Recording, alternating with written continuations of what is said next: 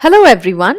In the previous part of this series where we had learned some prepositions and verb combinations, we left you with 5 sentences and we wanted you to find out which of these was correct.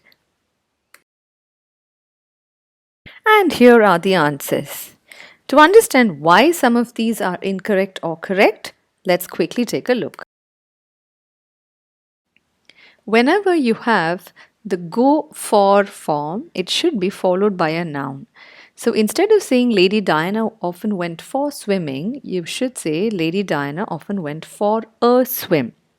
If you just want to use the word swimming, then you could say Lady Diana often went swimming. Then there is no preposition for after the go verb. When you're meeting someone, you simply say I met the person. I don't say I met with the person. Similar to what we saw in the first sentence.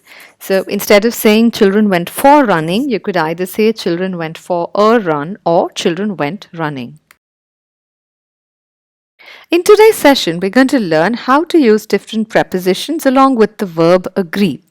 Let's say Federer and Nadal were playing a match and they wanted to take a break. Here are 5 different ways we could convey that they've both agreed. Whenever you use the word agree with, you always agree with someone. So Federer can agree with Nadal, but Federer and Nadal cannot agree with a break. A break is not a person. If you're using the verb in the ing form, then you agree to doing something. So Federer and Nadal agree to taking a break and not for taking a break. So when you use the word agree on, then it is usually followed by the reference to something in the noun form. Like you could say Federer and Nadal agree on the need for a break, or India and Pakistan agree on the importance of peace in Kashmir.